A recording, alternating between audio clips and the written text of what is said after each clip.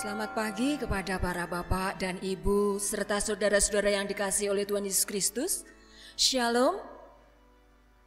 Puji Tuhan, karena Tuhan kita telah memelihara kehidupan kita dan Tuhan penuh kasih dalam kehidupan kita yang telah menciptakan kita, sehingga Tuhan izinkan untuk beribadah di rumah masing-masing bersama keluarga tercinta.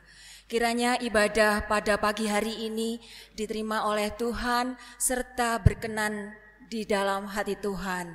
Sebelumnya kita mulai ibadah kali ini, kita memuji Tuhan dari Kidung Jemaat, diambil dari Kidung Jemaat nomor 246, bait pertama dan kedua. Mari kita pujikan bersama.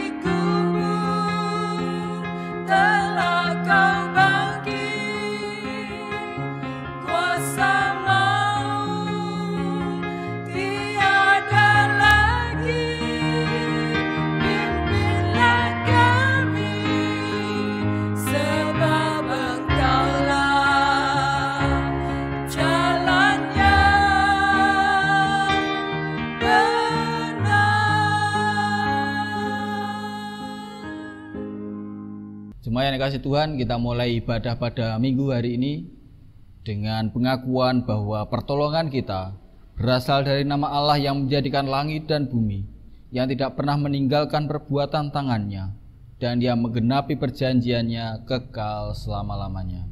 Amin.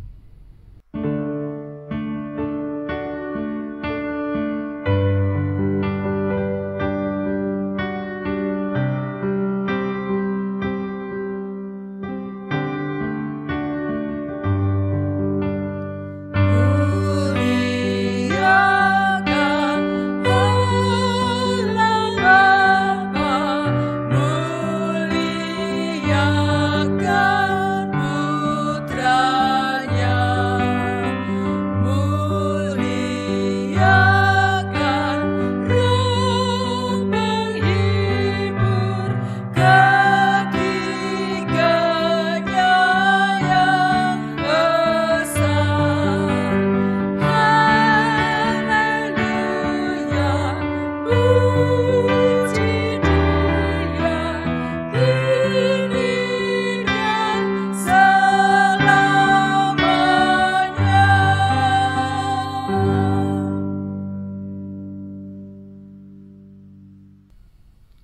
Turunlah kiranya atas kita anugerah dan damai sejahtera dari Allah Bapa dan dari Tuhan kita Yesus Kristus, serta kekuatan Roh-Nya yang kudus.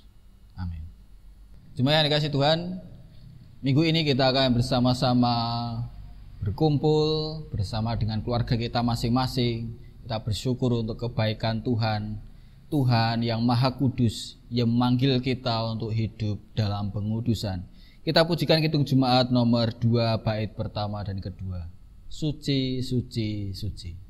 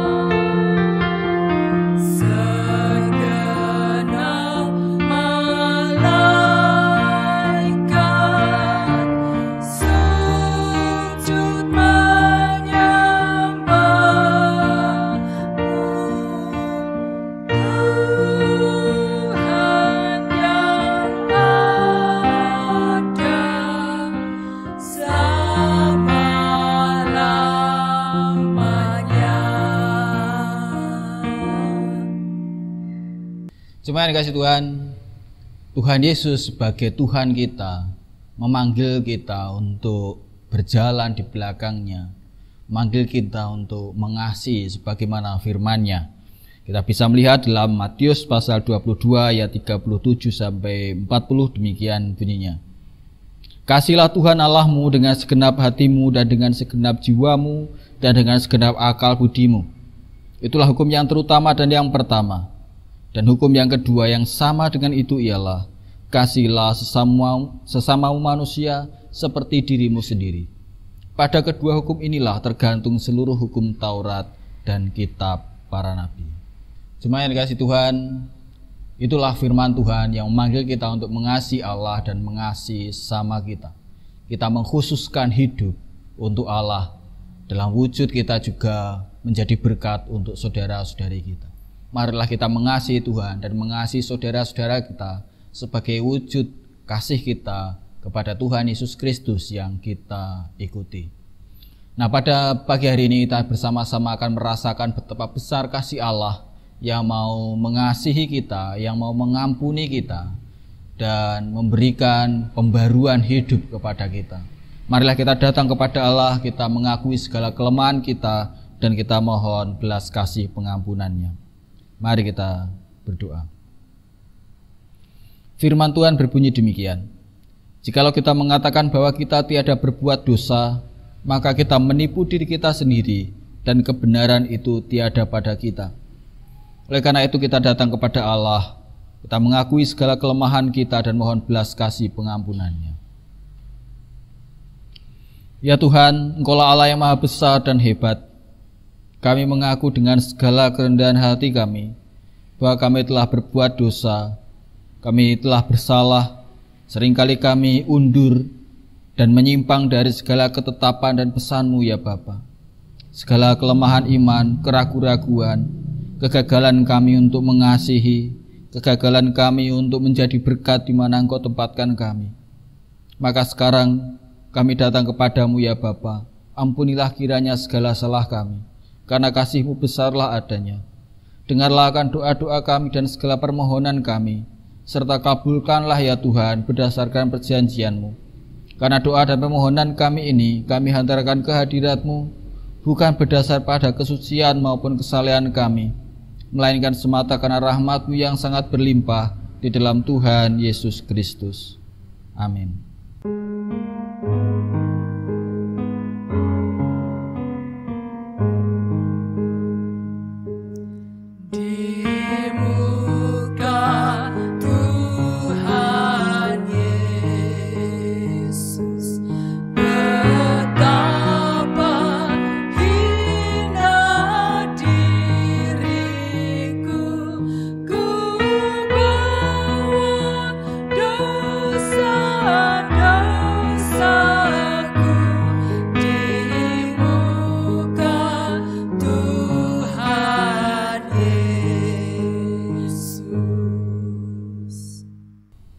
Jikalau kita mengaku segala dosa kita, maka Allah itu setia dan adil, sehingga Ia mengampuni segala dosa kita dan menyucikan kita dari segala kejahatan kita, sehingga kita mendapat keselamatan dan hidup yang kekal.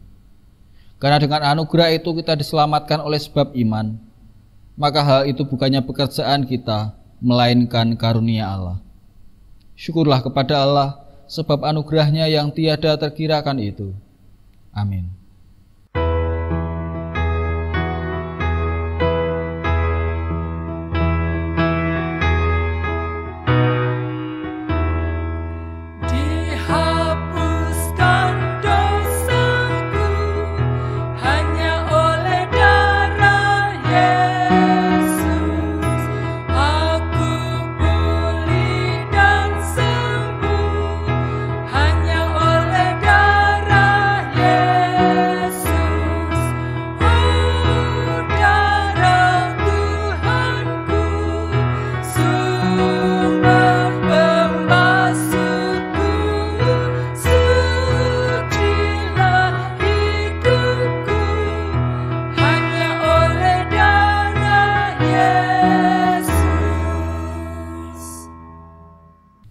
Jemaat yang dikasihi Tuhan, pada hari ini kita akan merenungkan firman Tuhan yang sudah ditetapkan sesuai dengan kalender gereja yang kita ikuti, yang pada pagi hari ini diambil dari Roma pasal yang ke-6 ayat 12 sampai 23 yang akan dibacakan oleh Penatua Yos Edi Yulianto. Kami persilahkan. Bapak dan Ibu yang terkasih dalam Tuhan, Shalom. Perkenankan kami akan membacakan firman Tuhan di dalam kitab Roma pasal 6 ayat 12 sampai dengan 23 demikian. Sebab itu hendaklah dosa jangan berkuasa lagi di dalam tubuhmu yang fana, supaya kamu jangan lagi menuruti keinginannya. Dan janganlah kamu menyerahkan anggota-anggota tubuhmu kepada dosa untuk dipakai sebagai senjata kelaliman, tetapi serahkanlah dirimu kepada Allah sebagai orang-orang yang dahulu mati, tetapi yang sekarang hidup. Dan serahkanlah anggota-anggota tubuhmu kepada Allah untuk menjadi senjata-senjata kebenaran. Sebab kamu tidak akan dikuasai lagi oleh dosa, karena kamu tidak berada di bawah hukum Taurat, tetapi di bawah kasih karunia. Jadi bagaimana? Apakah kita akan berbuat dosa karena kita sudah berada di bawah hukum Taurat, tetapi di bawah kasih karunia? Sekali-kali tidak. Apakah kamu tidak tahu bahwa apabila kamu menyerahkan dirimu kepada seseorang sebagai hamba untuk menaatinya, Kamu adalah hamba orang itu yang harus kamu taati, baik dalam dosa yang memimpin kamu kepada kematian maupun dalam ketaatan yang memimpin kamu kepada kebenaran. Tetapi syukurlah kepada Allah. Dahulu memang kamu hamba dosa, tetapi sekarang kamu dengan segenap hati telah mentaati pengajaran yang telah diteruskan kepadamu. Kamu telah dimerdekakan dari dosa dan menjadi hamba kebenaran. Aku mengatakan hal ini secara manusia karena kelemahan kamu, sebab sama seperti kamu telah menyerahkan anggota-anggota tubuhmu menjadi hamba kebenaran dan kedurhakaan yang membawa kamu kepada kedurhakaan. Demikian hal kamu sekarang harus menyerahkan anggota-anggota tubuhmu menjadi hamba kebenaran yang membawa kamu kepada pengudusan. Sebab waktu kamu hamba dosa, kamu bebas dari kebenaran, dan buah apakah yang kamu petik daripadanya? Semuanya itu menyebabkan kamu merasa malu sekarang, karena kesudahan semuanya itu ialah kematian. Tetapi sekarang, setelah kamu dimerdekakan dari dosa, dan setelah kamu menjadi hamba Allah, kamu beroleh buah yang membawa kamu kepada pengudusan, dan sebagai kesudahannya ialah hidup yang kekal. Sebab upah dosa ialah maut, tetapi karunia Allah ialah hidup yang kekal dalam Kristus Yesus Tuhan kita. Amin. Jemaat yang dikasihi Tuhan, kita akan menaikkan doa-doa syafaat kita. Mari kita berdoa. Bapa yang penuh kasih, kami bersyukur untuk kesempatan pagi hari ini kami boleh berkumpul bersama dengan saudara-saudari kami dalam ibadah minggu di rumah kami masing-masing. Dan kami bersama-sama datang kepadamu ya Bapa, menaikkan doa-doa syafaat kami. Kami mohon berkat-Mu untuk saudara-saudari kami yang masih bergumul dalam segala kelemahan tubuhnya. Kami berdoa ya Bapa untuk saudara-saudari kami yang saat ini masih sakit. Seperti secara khusus kami berdoa untuk Bu Betsy di masa pemulihannya. Demikian juga untuk Ibu Sumarni di Senenan, Saudara Asmiranto. Juga untuk Pak Yoel Trikaristi, Tuhan juga yang berkati. Juga untuk Ibu Sri Penny, kami berdoa untuk Ibu Tumina, untuk Ibu Sutini. Demikian juga Pak Jemi, Pak Mariolan, Bu Dina. Demikian juga Ibu Iswati, Bu Toeni yang sedang berada dalam kebutuhan khusus karena kelemahan tubuhnya. Kiranya Tuhan yang memberkati dan memberikan perlindungan, kekuatan dan damai sejahtera. Kami serahkan setiap jemaat-Mu padamu ya Bapa. Mulai dari anak-anak, para pemuda, remaja dalam segala pergumulannya. Demikian juga para keluarga muda, para lansia. Kami percayakan sepenuhnya kepadamu. Tuhan yang campur tangan, Tuhan yang memberkati dalam setiap aktivitas hidup kami, dalam pekerjaan kami, maupun dalam setiap yang kami kerjakan. Tuhan yang bersama dengan kami. Engkau yang berkati setiap pelayanan kami ya Bapa. Engkau yang memberikan pertolongan bagi setiap jemaat-Mu untuk ambil bagian dalam setiap pelayanan meskipun dikerjakan di rumah masing-masing. Setiap keluarga Tuhan yang memberkati dapat mengadakan kebaktian keluarga sehingga setiap keluarga boleh semakin dipulihkan dan dikuatkan dalam Tuhan. Kami juga berdoa untuk pelayanan-pelayanan yang lain yang kami kerjakan sebagai satu tubuh Kristus. Tuhan yang memberkati. Kiranya Engkau yang memberikan hikmat pada kami semua untuk mengerti apa yang Engkau kehendaki untuk kami kerjakan. Kami berdoa untuk bangsa dan negara kami. Kami berdoa untuk penanganan COVID-19 yang saat ini masih terus dilakukan. Kami berdoa untuk para korban, untuk para orang yang harus dirawat di rumah sakit. Demikian juga para tenaga kesehatan. Kau yang berikan perlindungan dan kekuatan. Kau yang campur tangan ya Bapa. Biarlah semuanya ini boleh kami lewati dengan pertolongan-Mu. Dan Engkau yang berikan perlindungan kepada kami. Terima kasih ya Bapa, kami percayakan seluruh doa kami kepadamu. Kami serahkan juga doa-doa pribadi kami. Kami serahkan keluarga kami masing-masing juga dalam tangan kuasa-Mu. Dan kami akan bersama-sama menaikkan doa sebagaimana telah Engkau ajarkan kepada kami. Bapa kami yang di surga, dikuduskanlah nama-Mu, datanglah kerajaan-Mu, jadilah kehendak-Mu di bumi seperti di surga. Berikanlah kami pada hari ini makanan kami yang secukupnya, dan ampunilah kami akan kesalahan kami seperti kami juga mengampuni orang yang bersalah pada kami. Dan janganlah membawa kami ke dalam pencobaan, tetapi lepaskanlah kami daripada yang jahat. Karena Engkau yang mempunyai kerajaan dan kuasa dan kemuliaan sampai selama-lamanya. Amin. Jemaat yang kasih Tuhan, kita akan bersama-sama memberikan persembahan wujud syukur kita kepada Allah. Kita iringi dengan Kidung Jemaat nomor 450, bait pertama, hidup kita yang benar haruslah mengucap syukur. Mari kita pujikan dan persembahkan.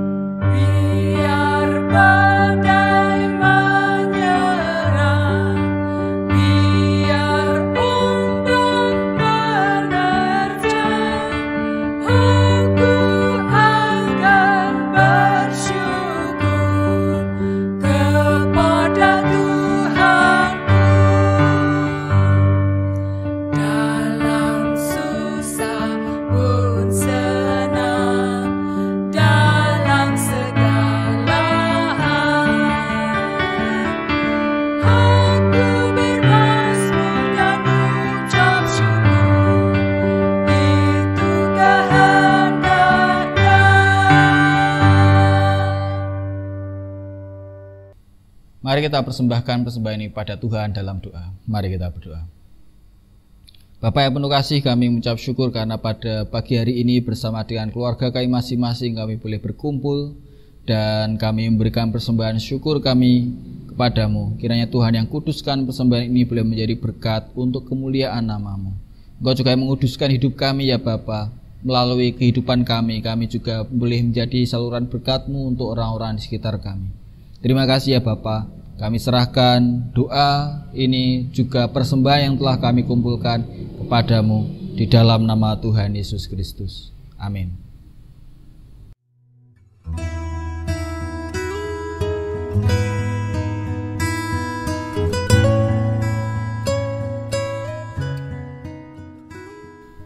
Jemaat yang dikasih Tuhan, salam sejahtera untuk kita semua. Pada hari ini kita akan bersama-sama merenungkan satu tema tentang pengudusan hidup. Ya. Apa itu kudus?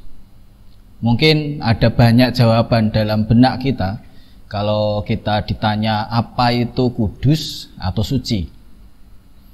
Kadang-kala kita menganggap hal yang kudus itu terkait dengan hal yang ilahi gitu ya. Atau kudus itu sesuatu yang serius, sesuatu yang gak bisa dibuat main-main. Atau hal yang kudus itu sesuatu yang agak angker gitu ya, yang sakral gitu kan. Nah, kalau kita perhatikan kudus dari kata hagios itu artinya bisa bersih, murni, bisa berarti dipisahkan gitu ya. Dan biasanya itu ditujukan untuk yang ilahi. Jadi dibersihkan atau dipisahkan dari yang lain untuk ditujukan, diberikan kepada yang ilahi. Itu adalah kudus. Nah, lalu apa arti pengudusan hidup? Pengudusan hidup seperti dalam ayat 19 dan 22, yaitu dari kata hagiasmos, pengudusan, itu berarti sesuatu yang dibersihkan, yang kemudian dipersembahkan, diberikan, dikhususkan untuk Tuhan. Itu arti dari pengudusan ya. Jadi sesuatu yang mungkin awalnya biasa saja, tetapi itu kemudian dikhususkan, dibersihkan, ya, dipersembahkan untuk Tuhan. Itu pengudusan. Penjelasan lebih gampangnya seperti ini. Kalau misalkan Bapak Ibu tahu kain troso. Kain troso itu biasanya di penjahit ketika digunakan untuk membuat baju atau apapun itu biasanya ada sisa-sisa kainnya. Nah, sisa kain ini bisa dipakai untuk macam-macam. Dulu biasanya itu bisa dipakai untuk lap misalkan ya, atau untuk keset gitu ya. Ya bisa saja itu dipakai. Tapi kemudian akhir-akhir ini ada juga yang memanfaatkan untuk tujuan yang lebih bagus secara kreatif. Yaitu misalkan dijadikan untuk belangkon, dijadikan untuk tas dan sebagainya. Nah, misalkan seperti ini. Kalau misalkan ada sisa kain troso gitu ya, lalu kemudian itu dijadikan sebagai belangkon dan itu akan diberikan kepada Pak Gubernur atau Pak Presiden, maka kain yang sebelumnya itu biasa saja bisa menjadi sesuatu yang istimewa. Ya, kenapa? Karena itu dikhususkan ketika sudah jadi, ini disebut sebagai batiknya atau belangkonnya Pak Presiden atau Pak Gubernur. Maka pasti tidak ada yang berani menginjak-injak itu. Kenapa? Karena meskipun itu awalnya biasa, tetapi ketika itu sudah dikhususkan untuk gubernur atau untuk presiden, maka itu menjadi sesuatu yang bernilai. Itu menjadi miliknya gubernur, miliknya presiden. Nah, demikian juga hidup kita gitu ya. Pengudusan berarti hidup kita yang sesungguhnya biasa, tetapi kemudian dikhususkan, diberikan sepenuhnya kepada Tuhan. Itulah artinya pengudusan hidup. Nah, yang menjadi pertanyaan kemudian adalah mengapa pengudusan hidup itu penting? Kalau kita memperhatikan mulai dari pasal yang kelima yang sudah kita renungkan dalam beberapa kali Biston, bahwa setiap jemaat yang percaya kepada Tuhan Yesus Kristus diperdamaikan dengan Allah. Dia menjadi miliknya Allah. Dan kalau dia menjadi miliknya Allah, dia tidak lagi menjadi hamba dosa. Ya, dia telah ikut mati dan bangkit bersama dengan Kristus. Ia telah hidup diperbarui dalam Kristus, dan kini dia menjadi miliknya Allah. Oleh sebab itu di ayat yang ke-12 dan 14 Rasul Paulus mengatakan, hendaklah dosa jangan berkuasa lagi di dalam tubuhmu yang fana, supaya kamu jangan lagi menuruti keinginannya, dan janganlah kamu menyerahkan anggota-anggota tubuhmu kepada dosa untuk dipakai sebagai senjata kelaliman. Ayat 13 bagian B, sebaliknya gitu kan, serahkanlah dirimu kepada Allah dan serahkanlah anggota-anggota tubuhmu kepada Allah untuk menjadi senjata-senjata kebenaran. Jadi sebagai orang yang sudah diperbarui, maka dia didorong sepenuhnya untuk tidak lagi dikuasai oleh dosa, tapi sebaliknya ia didorong untuk kemudian menggunakan tubuhnya untuk mengabdikan dirinya kepada Allah. Menjadikan tubuhnya, anggota-anggota tubuh kita tidak lagi untuk perbuatan lalim, perbuatan dosa, tetapi sebaliknya menggunakan anggota tubuh kita untuk menjadi senjata kebenaran. Nah, Bapak Ibu yang dikasih Tuhan, ada beberapa hal yang akan kita renungkan lebih lanjut terkait dengan pengudusan hidup. Hal yang pertama yang perlu kita pahami adalah bahwa pengudusan hidup itu bukan hanya terkait dengan hal-hal yang berkaitan ritual keagamaan, tetapi pengudusan hidup itu terkait juga dengan kehidupan sehari-hari. Maksud saya begini, biasanya orang itu membedakan antara yang rohani dan yang duniawi, kan gitu ya. Seringkali orang membedakan itu, padahal itu pembedaan yang keliru. Seakan-akan kita itu bisa dibelah jadi dua, bahwa kita ini yang sebelah itu duniawi, yang sebelah rohani. Atau pada saat tertentu kita hidup rohani, pada saat tertentu itu kita hidup duniawi.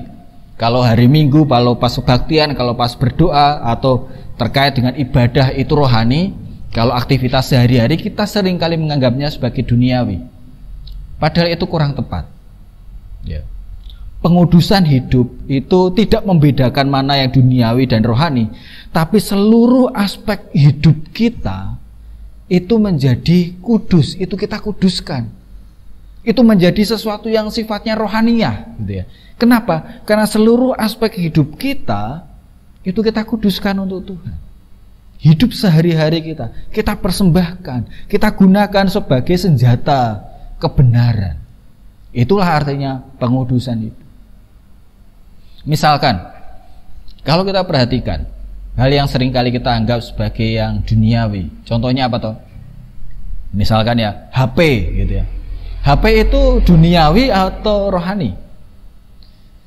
Ya bisa duniawi dan bisa rohani, betul. Berdasarkan apa? Berdasarkan kita gunakan untuk apa? Kita gunakan untuk melayani apa?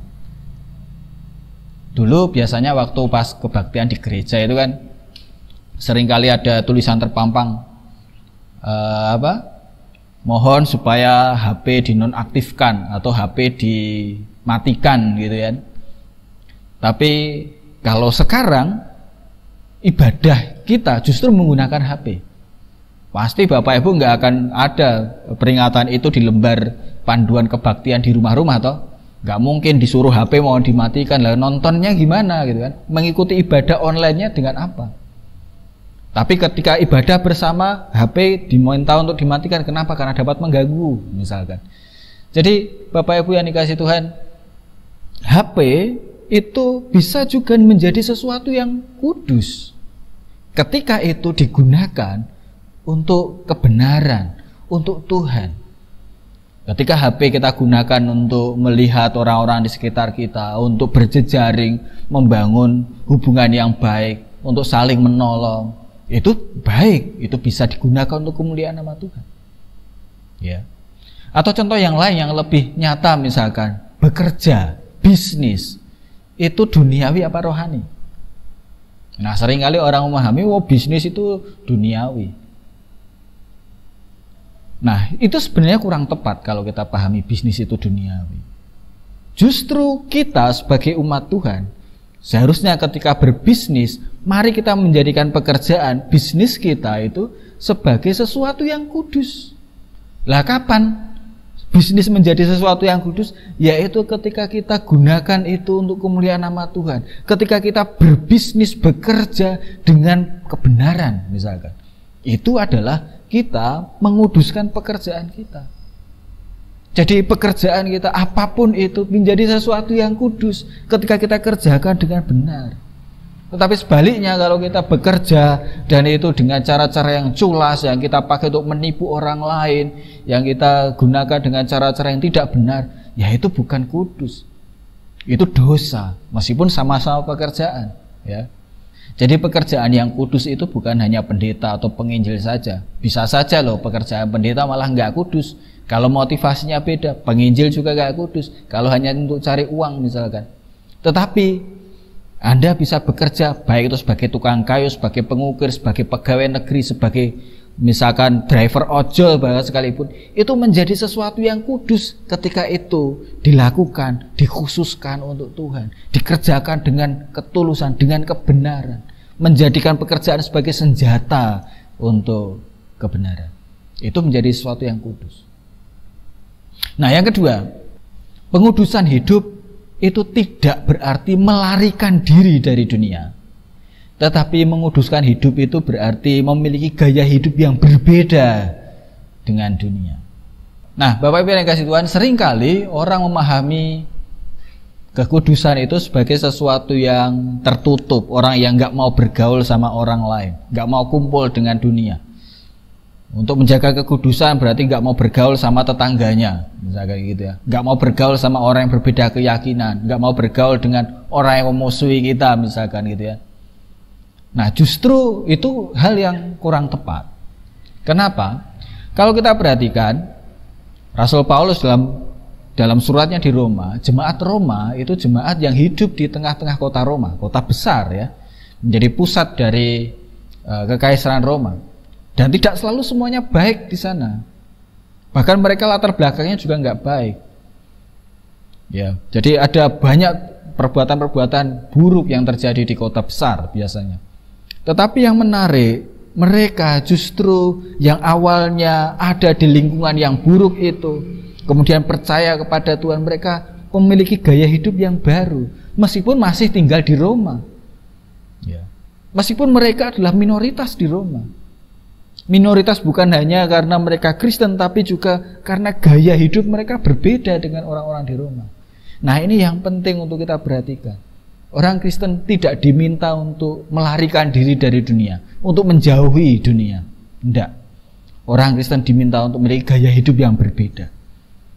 Karena dengan gaya hidup yang berbeda, kita justru menjadi berkat di tengah-tengah dunia. Ingat, kita diutus ke tengah-tengah dunia dalam hidup sehari-hari kita. Dan ketika kita percaya pada Tuhan, kita memiliki gaya hidup yang berbeda, yaitu gaya hidup yang mengkhususkan hidup untuk Tuhan, menjadikan hidup kita sebagai senjata kebenaran. Ya, artinya hidup dalam kebenaran. Jadi sangat baik kalau saat ini misalkan kita, meskipun kita minoritas, tapi tidak terlalu mengeluh soal minoritas. Ya, justru di sini menjadi kesempatan kita untuk punya loyalitas pada Tuhan. Dan ketika kita punya komitmen pada Tuhan, kita pasti punya kehidupan yang berbeda. Sebagai hamba-hamba Tuhan, kita ditempatkan Tuhan dimanapun juga, kita punya loyalitas kepada Tuhan. Dalam pekerjaan kita misalkan, ingat sekali lagi ya, pekerjaanmu itu kudus. Ya. Pekerjaan kita itu untuk Tuhan, menjadi senjata kebenaran untuk Tuhan. Oleh karena itu, kuduskanlah pekerjaanmu. Di kantor misalkan, atau di pekerjaan, kalau misalkan Anda diminta untuk berbuat hal yang tidak benar, gitu ya, atau diminta untuk melakukan hal yang bertentangan dengan perintah Tuhan, diminta untuk menipu atau untuk tidak jujur misalkan oleh atasan, beranilah berkata tidak. Loh, bagaimana mungkin berani berkata tidak? Oh ya, nyuruh atasan. Ingat Bapak Ibu ya, pekerjaanmu itu kudus di hadapan Tuhan. Atasan kita yang sejati adalah Tuhan.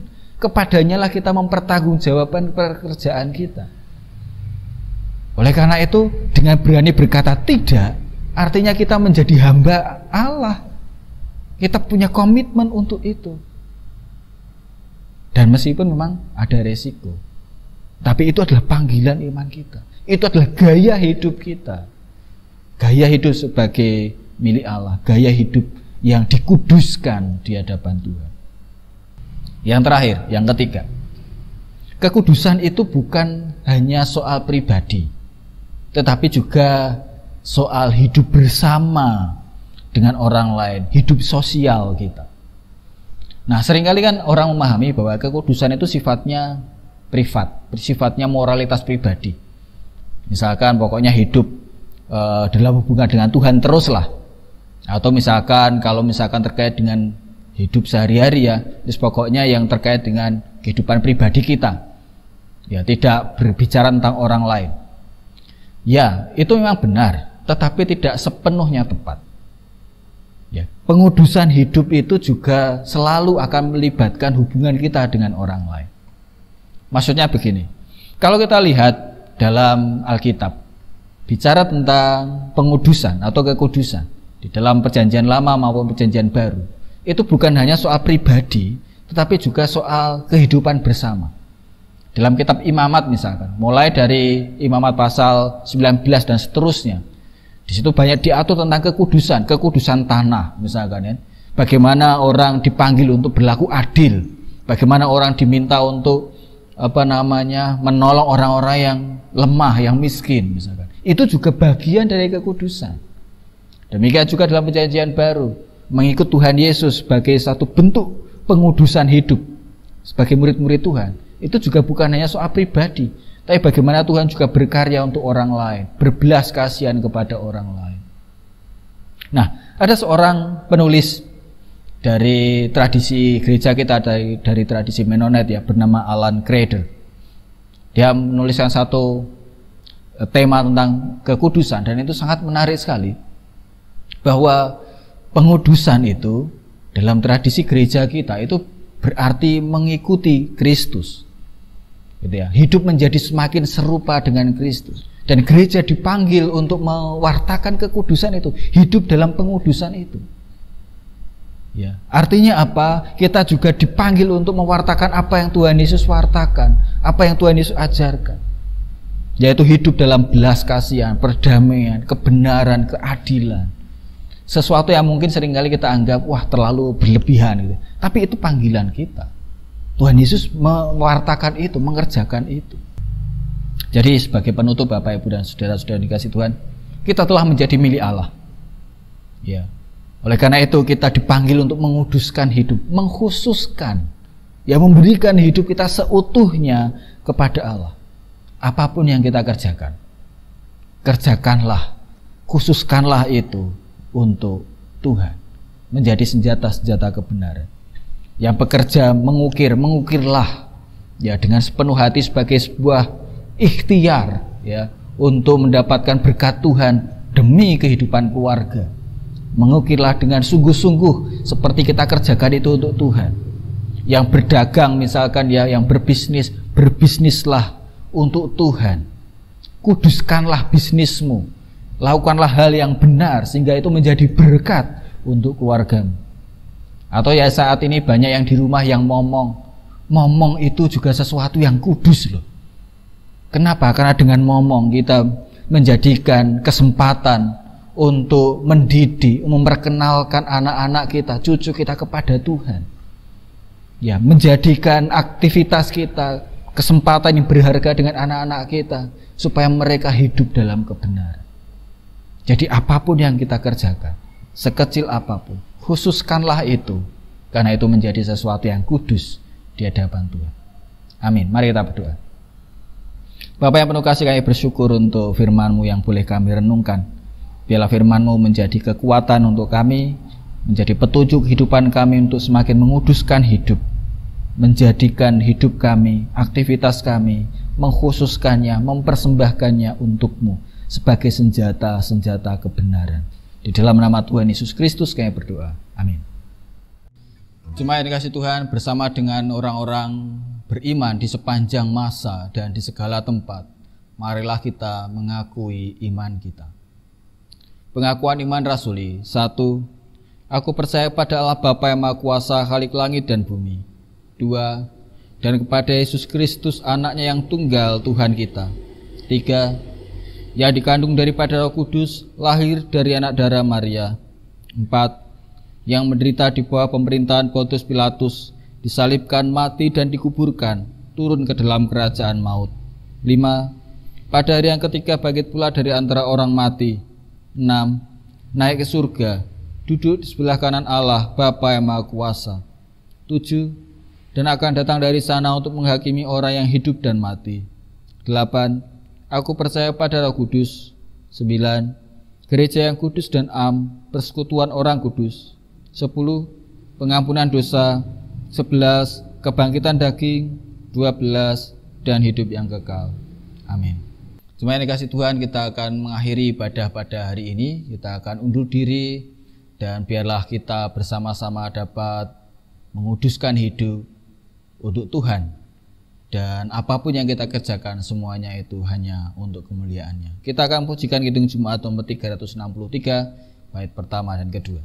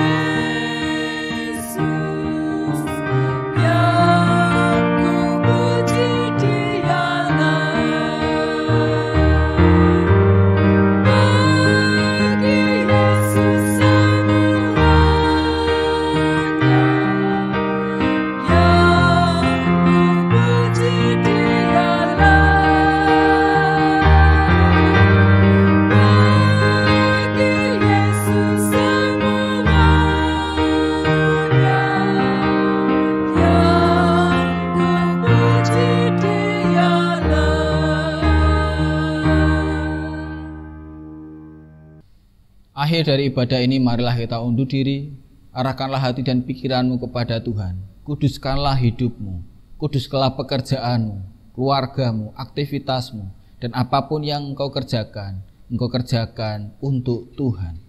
Dan biarlah Tuhan memberkati kita semua. Turunlah kiranya atas kita sekalian anugerah dan damai sejahtera dari Allah Bapa dan dari Tuhan kita Yesus Kristus, serta persekutuan Roh-Nya yang kudus. Amin.